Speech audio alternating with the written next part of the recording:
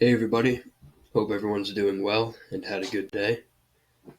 This is going to be a brief recap of the Emini 5-minute chart for Monday, March 31st, 2025. And before I forget, I just wanted to mention that this channel and myself, I'm just a messenger, and the real information, everything you really need to learn and want to know, can be found at the brookstradingcourse.com website. And you can find a link directly to the course and to the website in the description of my videos. And I always forget to mention that, and I want to make it clear that this is just my interpretation of Brooks price action. And if you haven't got the course or looked into the website at all, I definitely recommend that. And with that said, let's get into it today. Today opened with a big gap down. We had a bear trend day on Friday, and then a huge gap down with some follow-through selling on the open.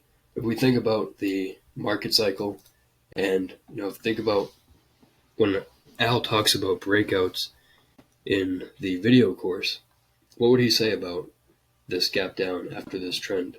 We have a trend that went on for maybe over 100 bars, and then we got a gap down. And remember, you can think about the gap down as simply a breakout bar. So you can imagine a black bar opening at the close of 81, closing at the open of bar 1 today. You can imagine there's a big shaved bear bar here. And you have to ask yourself, is this going to start another strong bear trend? Is this resetting the market cycle? Or could it be an exhaustion gap? So it's either a measuring gap or an exhaustion gap. And we don't know at the time. But as we get more and more information, and maybe by the time we see the rally up to bar 8, we have some more information. And the market might be hinting to us that the price is too low. This rally is strong enough for a second leg up. There are probably buyers below, and the bulls will probably get a second leg and probably get a symmetrical second leg.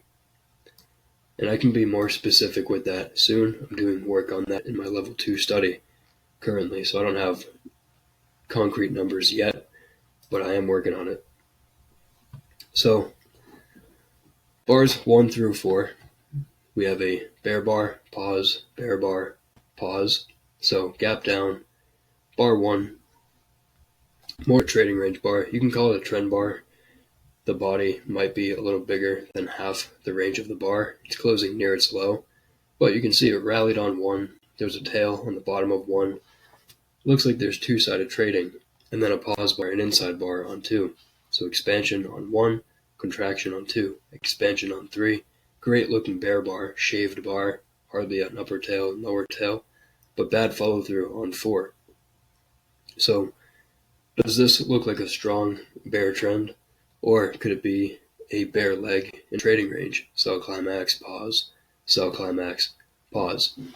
Also, it's good to know that about 80% of the time we get a trading range open. And on top of that, bar 1 only remains the high or the low of the day about 20% of the time. That's about once a week. And when it's going to remain the high or the low, you might get a trend day, or maybe in this case a bear trading range day. But after a couple of sell climaxes on the open, and then seeing bar 7, the odds that bar 1 will remain the high of the day are probably not very good, maybe 40 or maybe even 30% on the close of 7. So reversal and follow through. Remember, reversals are breakouts. So bar 4, reversal, and then follow through, another breakout on bar, I might have been saying bar 7 here on bar 5.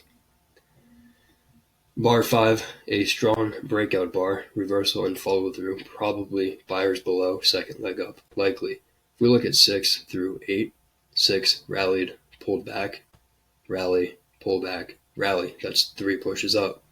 Because of the market cycle, if we use our imagination without looking at the lower time frame, we know there's probably a spike and channel trend. Spike on 5, and then the market channeled with more overlap. And we got 3 pushes up with higher highs and higher lows. And because of the market cycle, we know that channels evolve into trading ranges. So less likely we get the bull breakout above the channel line and break out into an even stronger bull trend. More likely we convert into a trading range and test somewhere near the bar 6 low. But because this is a breakout, and you can call it a tight channel, I'm sure if we looked at a smaller time frame where we could actually see bear bars and maybe even pullbacks, you know it's a tight channel. The trend line and trend channel line are close together, and stop order bears probably not making money. Because of that, the reversal will probably be minor. So yes, is a spike in channel, will probably pull back, but the pullback will probably be minor, which means it will not be a major trend reversal. The bears need at least a trend line break and a second reversal. This bull breakout is just too strong for bears to sell the first reversal. So bulls and bears probably buying the first pullback. 9 through 12, we have a 4 or 5 bar bear micro channel. Good for the bears, probably sellers above, but let's think about the context. Then the micro channel down to bar 12 is following that rally from bar 4 to bar 8. And because of that, like I said, the rally to bar 8 strong enough for a second leg, probably buyers below. So the sell-off down to 12 might just be a breakout pullback for the bulls. That's the way the bulls see it. The bears are hoping it's a reversal, but when we get the tail below 9, 10, good bar for the bears, but no follow through 11, or I should say bad follow through 11 and 12. The market is stalling, and because we're inside this rally, really not great context for the bears. The bears need momentum. They need more trend bars, and they're getting a doji and another doji. And what happens, eventually the bears give up, they bail out of the trade, bulls start buying. It looks like it might be about a 50% pullback. And why do traders start buying? Because the rally 4 through 8 traps traders. You have bears probably selling above bar 3. They may not sell above 4. 4 is a bull reversal bar, but probably some bears selling above bar 3, reasonable. And then you have bulls who maybe didn't buy above 4 because maybe this is a tight bear channel. Technically it's a breakout on this chart, even though there are pauses, no spike breaks. So the first reversal up will probably be minor, but in this case it was very big, trapping traders. So you have bulls who did not buy, bears who sold, trapped into a losing position. The bulls who did not buy are trapped out of a winning position. Bulls and bears both looking for a pullback to buy. The bulls want to buy to get into the market at a discount and capture a second leg. The bears just hoping to get out at break even. So then we got bar 13, strong enough rally that there will probably be at least some sort of second leg. Remember I said the micro channel down to 12, strong enough for a second leg, probably sellers above, but then we got bar 13, and 13 traps traders in the process, repeats itself, traders selling above any bar, 10, 11, 12, they're trapped by bar 13. The bulls who did not buy above 12 also trapped. So what happens? We got about 50% pullback. This is a two-legged pullback on a smaller time frame. 14 sold off, rallied, 15 sold off a second time. We also got a micro double bottom, 15, 17. 13 will probably get a second leg, and 4 through 8 will still probably get a second leg. And we ended up getting a spike in channel. And I realize I'm going through this slower than usual. I have to speed it up here, and I apologize for that. But let's think about what happened here. Spike in channel. The bulls get maybe 1, 2, 3, 4 legs up. And after 3 or 4 legs, you expect 10 bars and 2 legs sideways to down. But this is a tight bull channel. Remember I said earlier within here, tight channels, the trend line and the trend channel line are close together, and bears, especially stop order bears, have a hard time making money. Did bears make money selling below 14, 20, 24? No. They finally made money selling below.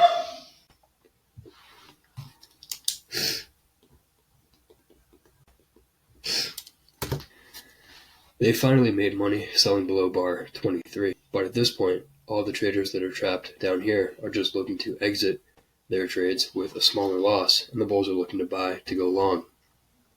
And that's why 33 is a minor reversal, breaking the trend line, only to reverse back up. Through here, probably beginning around bar 29, the market entered a trading range. And I want to demonstrate this. And, was it 24, 27, 29? I don't know, somewhere in this area. If you only looked at the highlighted part of this chart, you would say the market is in a trading range. And this trading range is after a bull trend. So spike and tight channel. And because of that, once the trading range grows to about 20 bars, breakout direction becomes about 50-50. It's breakout mode. And if this began around 27, then we expect around 47, that probability may shift to about 50-50. But in this case, because it's a bull trend before the trading range, there might be an increased chance, maybe a 55% chance, that we get the bull breakout and a 45% chance that we get the bear breakout. The bears in this area, maybe around bar 40, they're hoping for a midday reversal. We know the market cycle. We know that channels evolve into trading ranges, and it's possible that the bears get a midday reversal, and we may have to test all the way back down to the low of bar 12 or any one of these higher lows. But where is the major trend reversal? 42, decent bear bar, no follow through. 46, decent bear bar, no follow through. Where are the consecutive big bear bars? They don't exist. Because of that, every reversal in here is minor, and the trading range just continues, and in this case, it becomes a bull flag. 55, 56, strong bull breakout. 56 closing far above all the bars to the left, probably resetting the market cycle. This should probably get at least one more leg up, if not 2 or 3. And that's what we got. 60 or bar 56, breakout follow through, followed by a brief pullback and a tight channel to the high of the day. And again, a tight channel. Stop order bears trapped on 57, maybe made money 63, but not good 65. Another bad sell 73, but became increasingly two-sided toward the end of the day. Big bear bar, immediately bought. Big bear bar, immediately bought. So we can see, even though the bears had decent bars here, 66, 72, you might say, aren't those strong enough for a second leg? Maybe, but 63, 64 was a trend line break and might be leg 1, deep pullback, and 66 might be a variation of a second leg trap. And then here, another tight channel. This is a spike, 67 to 71, trend line break 72, but what's the market rhythm? Every time there's a bear bar, it gets bought. Bear bar gets bought. Big bear bar gets bought. So this, what's going to happen? Big bear bar probably will get bought, and traders buy the close.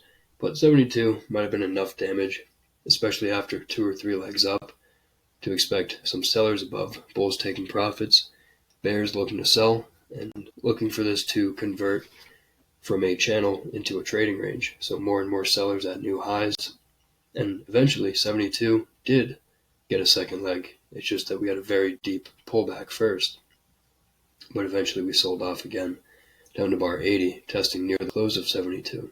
So leg 1, deep pullback. Leg 2. So I hope this video was helpful. Also, I want to add just at the end of the videos. I don't know how many people even make it to the end of these videos, but what I want to add is that if anyone is interested in seeing the trades I take or wants to enjoy any of the other perks that the membership has to offer, you can find more information on that in the description of this video. If you want my trade reviews, today's the last day of the month, so I have in today's trade review my numbers for the end of the month, the performance of my trading system, and there's a couple of levels for the membership, whichever you want. But that's going to be it for this video. Thanks everybody for watching, and I hope everyone has a great night.